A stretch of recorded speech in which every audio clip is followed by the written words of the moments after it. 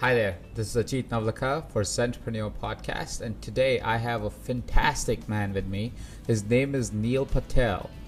Neil is, I met Neil maybe a year and a half ago when I was at a mastermind that he hosts called Entrepreneur, and fantastic talk. I mean, the guy just blew everybody's mind, and these were like not startup entrepreneurs, these were entrepreneurs with over $1 million businesses, and he shared some really epic content strategies and SEO strategies at that event and absolutely blew everybody's mind. Let me give you a brief introduction on what Neil is. Neil is the co-founder of Crazy Egg, Hello Bar, and Kiss Matrix. He helps companies like Amazon, NBC, GM, HP, and Viacom grow their revenue. The Wall Street Journal calls him a top influencer on the web. Forbes says he's one of the top 10 online marketers, and I confirm that. And Entrepreneur Magazine says he created one of the 100 most brilliant companies in the world. He was recognized as top 100 entrepreneurs under the age of 30, which he's still under the age of 30, by the President Obama, and one of the top 100 entrepreneurs under the age of 35 by the United Nations. Neil has also been awarded congressional recognition from the United States House of Representatives. That is a heavy-duty bio and heavy-duty intro, but I'll let Neil take over. Hi, Neil. Thanks for having me. How are you doing today, this morning? I'm doing great. You're doing great. Awesome. So, Neil, before we get started, I'm sure all people who are listening to this podcast, this interview, will be very, very curious to know how does all this story start? You're a really, really young man, right? I'm getting older now. I am 29. 29. That is really, really young. Like, you're younger than me then. I'm going to turn 30 in a few weeks actually. But that's fantastic. At 29, so much success. What is it that makes Neil Patel?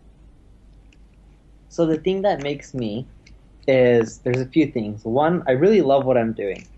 Not just so much where people are like, oh, find your passion and go do it. A lot of people claim something is something they really like.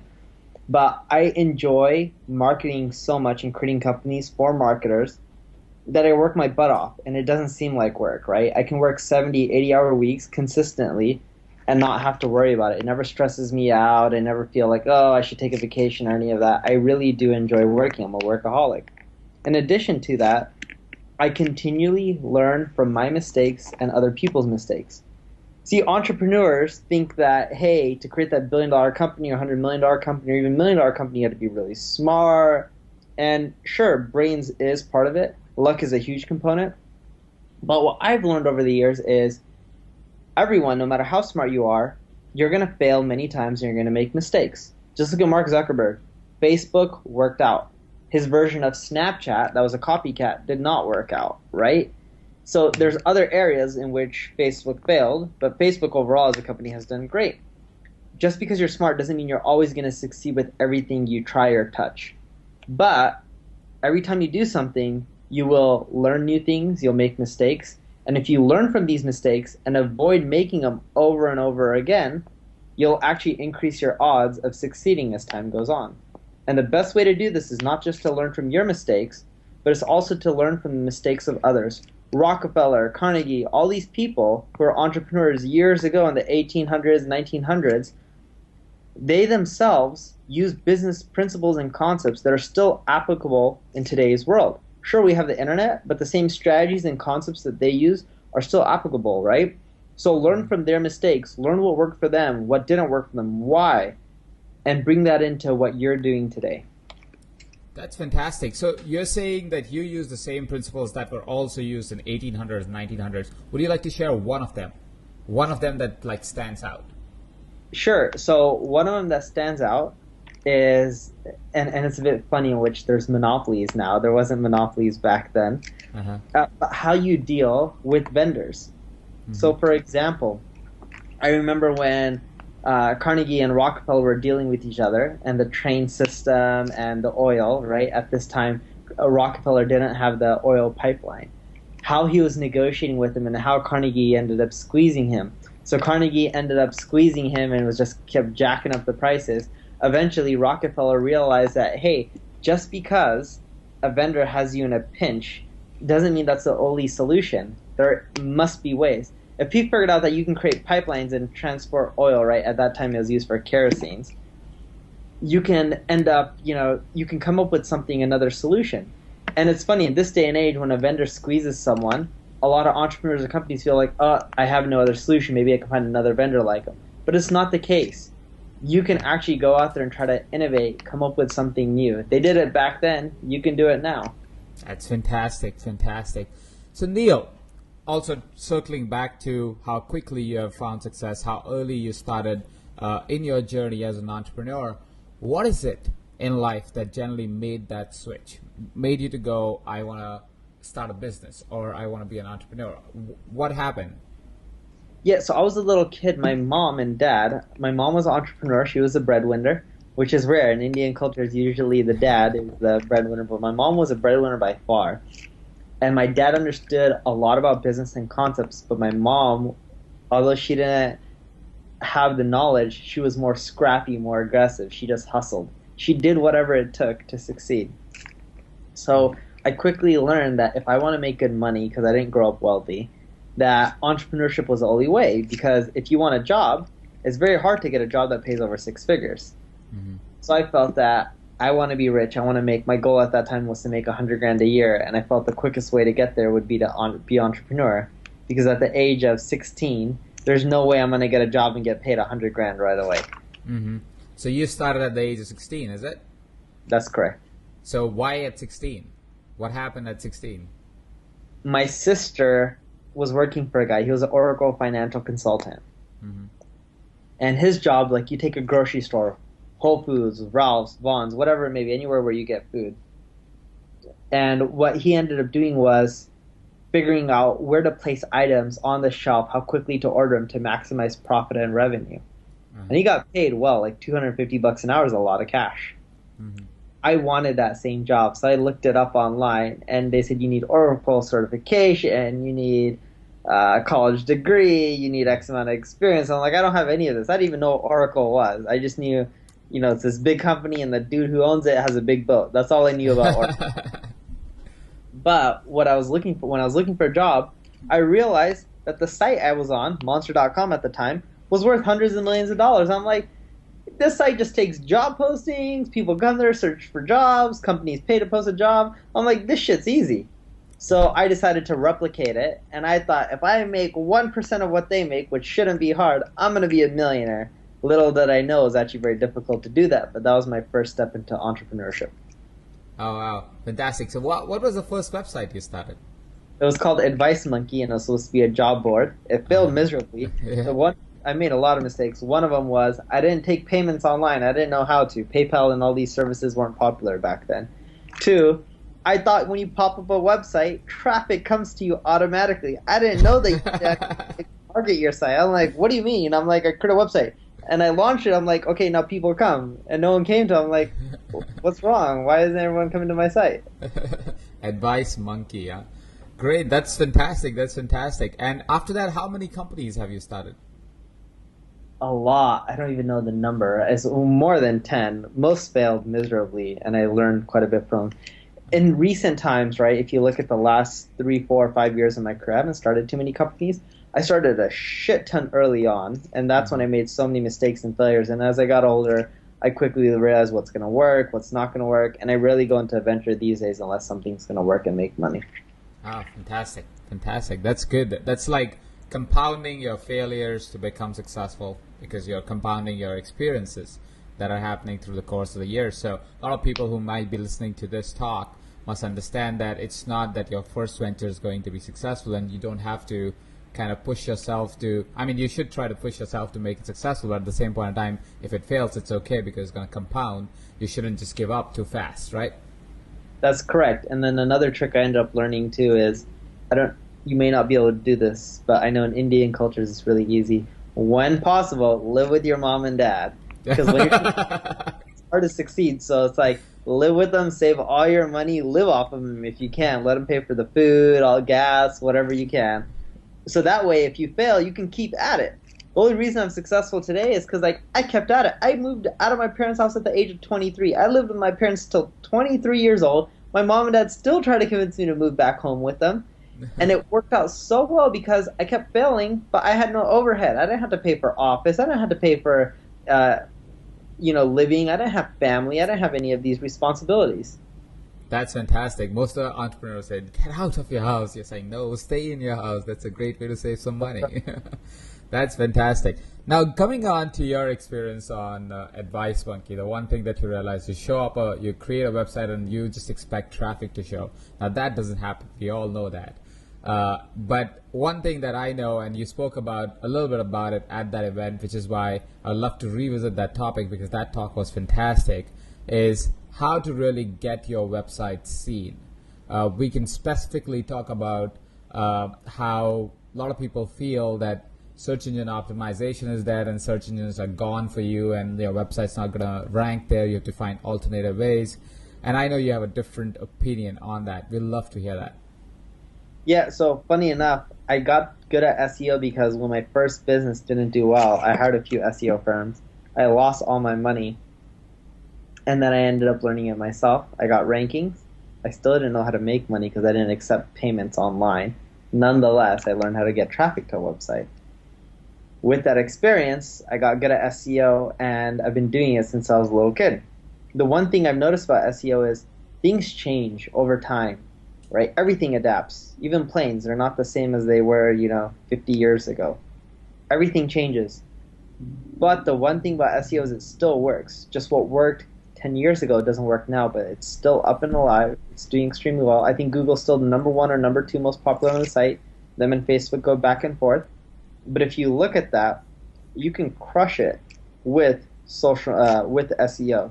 Due to the fact that Google has so much traffic, eventually, if your site ranks, you will get visitors to your site and you will make a ton of money from it. Okay, fantastic. So how, like you said, it adapts all the time. So is there something that is like an underlying principle that you can stick with? Just because before we get into the steps, and that's what we are going to cover next, but before we get into the steps, what is it that, because if let's say I'm as an entrepreneur not really on the ball all the time trying to see what's changing in SEO, what is it that one thing, if I remember, that one principle, that one rule that'll always be good? Is there one? There is one. So back in the day, Google used to say content is king. Mm-hmm. Still to this day, if you look at the algorithm, content is king. Not shitty content, good content. Even back then, they ranked good content over crap content, right? Mm-hmm. As long as you can produce good content, you will do well in the long run. Okay, fantastic. So underlying statement is keep your content really high quality and you should be winning the SEO game.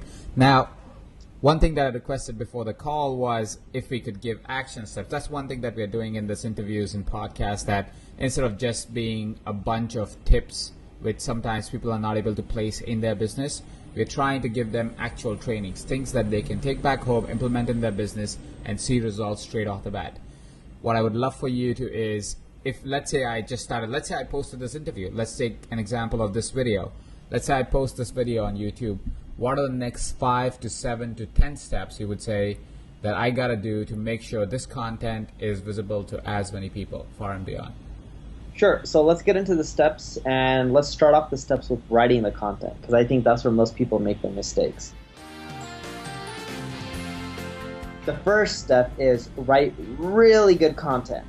When I mean write really good content, I'm talking about writing content that people end up reading a year or 2 years from now and be like, wow, this is great. I can take this content and actually do something with it, implement it on my business, and make more money. Kind of like the podcast, action steps, right? How-to guides, lists, some of the best type of content that you can end up writing. Why? Because it's actionable. So that's the first. And when you're doing this, you need to create evergreen content. Evergreen content, which is step 2, is content that will be valuable for a long time. If I write right now, imagine we're going back a few years, Saddam Hussein, or not, Osama bin Laden got captured, right? Mm-hmm. It's going to be hot, goes all over the web, you get a ton of traffic for it. But you know what? No one searches for Osama bin Laden anymore, right? He's already been captured, no longer around. But if I write an article on how to save money on airline tickets, how to meditate, how to do yoga better, how to do a certain position in yoga, 2-3 years from now, people are still going to search for that. it just shows you that evergreen content is really valuable. And that's where people make mistakes is one, they don't write the right type of copy, which is like how-to guides, actionable step. Two, they write too much short-term copy versus long-term. So you need to write long-term because you may not get a lot of traffic at the beginning, but in the long run, the search traffic adds up. More people will link to you over time, it'll spread, etc. So those are the first two steps in creating great content. The third step is, the thing about college is everyone thinks college is boring. No matter what, I haven't met one person, no matter what country you lived in, that says college is fun. And sure, you may enjoy certain parts of college, but the one aspect that's boring is creating essays. And I haven't met anyone that enjoys writing these essays. The thing with essays is it puts people to sleep, right? Especially when you have to read them. So with blogging, everyone's like, oh, I've been educated, I went to high school, I went to college, let me write a thesis, an intro, a conclusion, some body, bullet points, and they write like if they're writing an essay. Your teacher isn't reading this.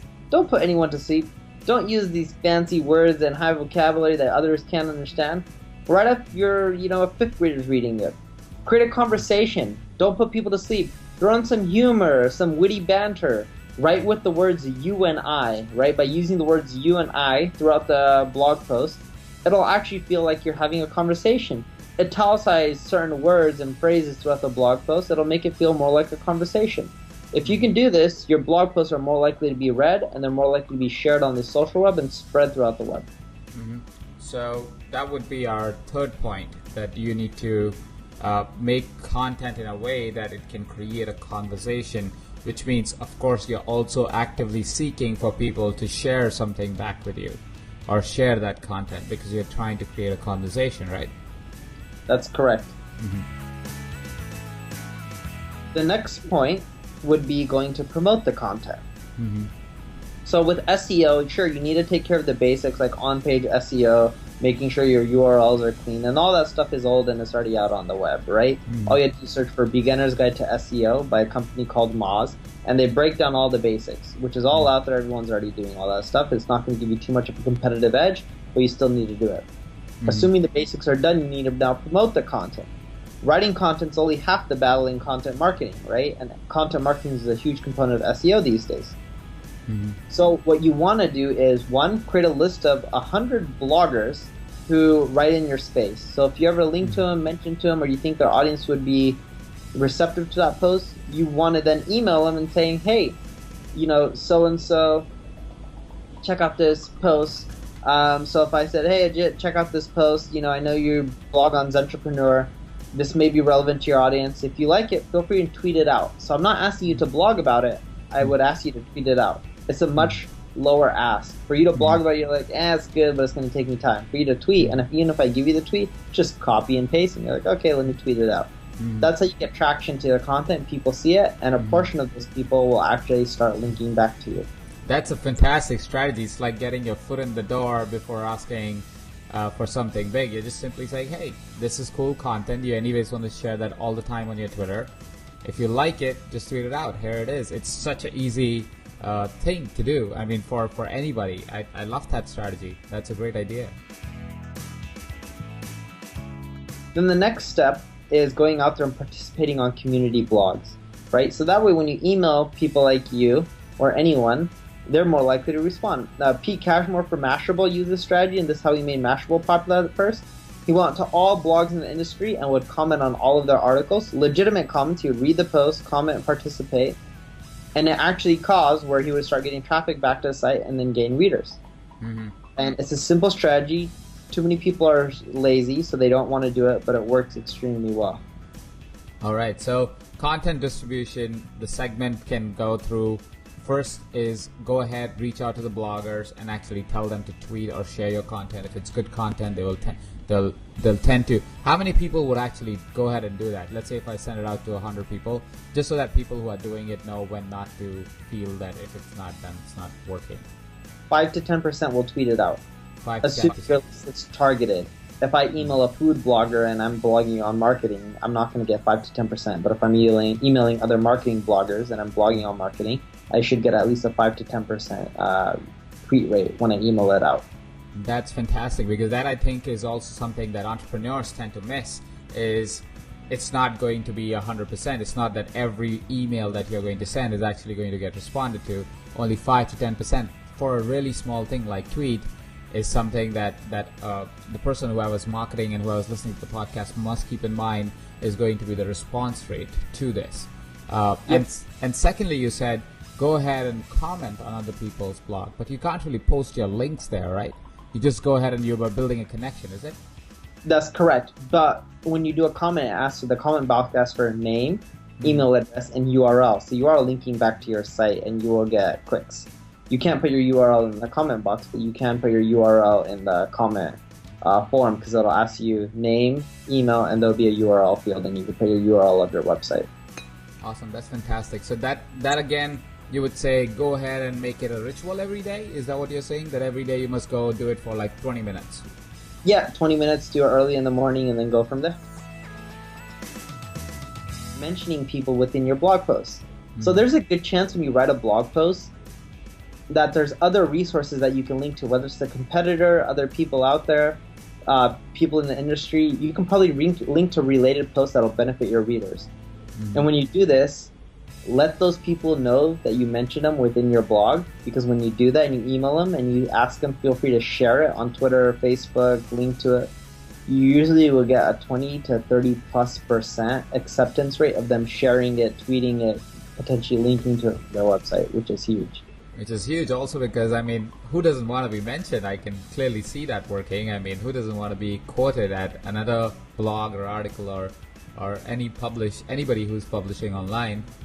So I can see that working for sure. That's a great strategy. That's step 6. That's a good one.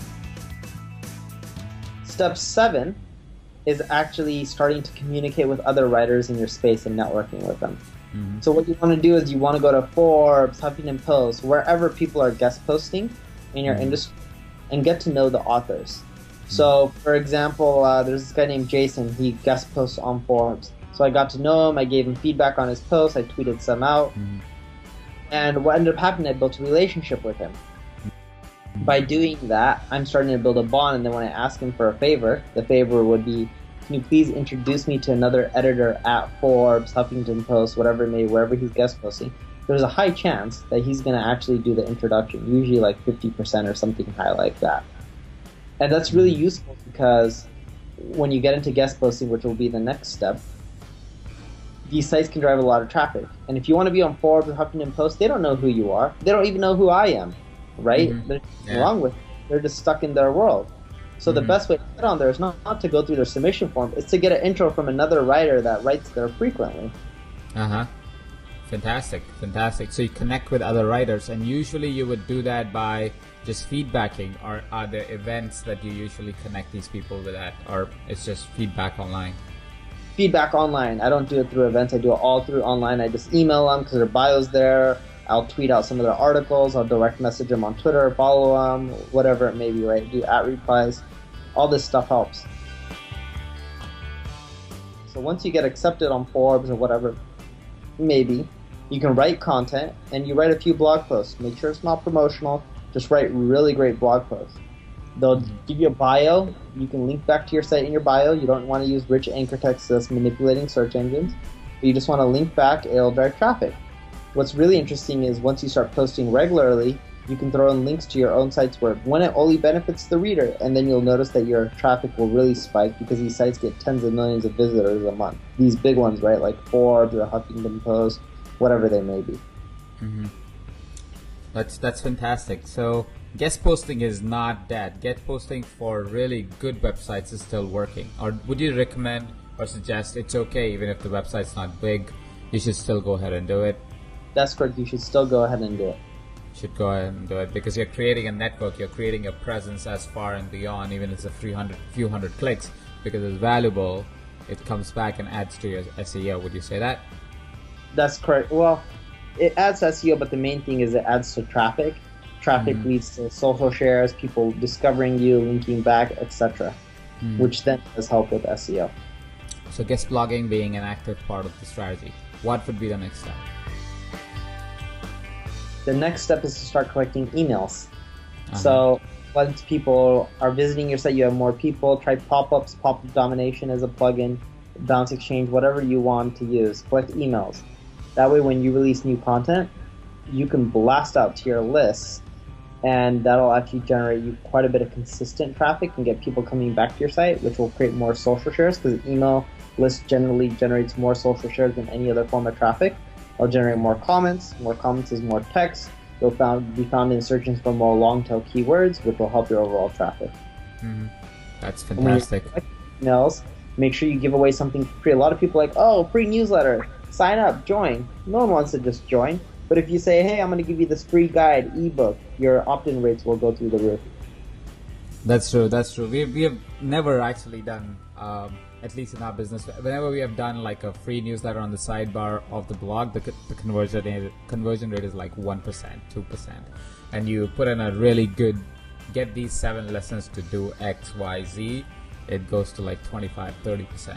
It's crazy how specificity, especially if you know your audience and you know what kind of people are showing up on the website, your conversion rates are always through the roof. That is so true. So the last step is actually creating groups, whether it's Facebook, LinkedIn, Twitter. I like doing LinkedIn myself. Even though it's a B2B network, there's people on there who like everything. Humans are humans, right? So I'll create groups on marketing leaders, or you can create groups about yoga, whatever it may be. And you add people to the group, right? You just join other groups, you invite other members. What happens is once your group is like 5,000 members, when you then submit a post to the group, you won't get too much traffic, but when you have a good post, you can message out the whole group because you're the group owner. And what you'll notice is you can quickly generate 5,000 to 10,000 visitors per blast to the group. Yeah. So I never thought LinkedIn was that powerful. Yeah, it's really effective. It's my #1 social media channel. I actually get more traffic from LinkedIn than any other social media channel out there. So you're saying LinkedIn right now trumps Facebook? Because I would assume Facebook is the greatest channel for traffic right now. It trumps Facebook, Twitter, Google+, and it trumps them all even if you combine them all. Wow. That's fantastic. Well, I would love to try LinkedIn then. I mean, I've always tried Facebook and we get a ton of traffic from there, but we just never have really gone ahead and then did LinkedIn advertising. Totally should do that. Not even advertising, like LinkedIn content distribution channel, if I may say that.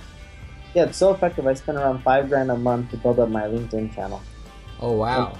Ads and stuff like that. That's how effective it is. So you use advertising to get people into your group, or getting to come to your website? Did first, but I now use advertising to spur the growth even more because the traffic's so valuable and it's high converting.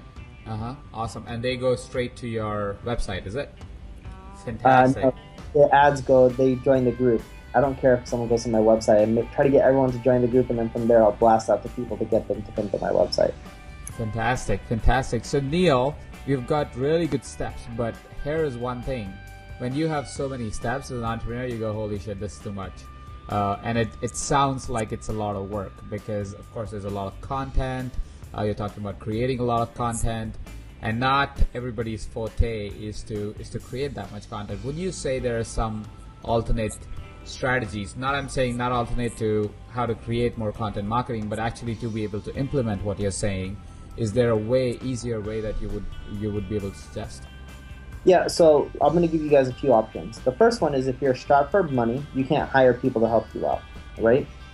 The thing I would recommend is if you're strapped for time and money, just do steps 1 through 4, right? Which goes all the way from writing great content like how-to guides, lists, to creating evergreen content that will last for 3-4 years, to creating a conversation using you and I and doing the basics of SEO. And the 4th step would be emailing 100 people out to share it on Twitter.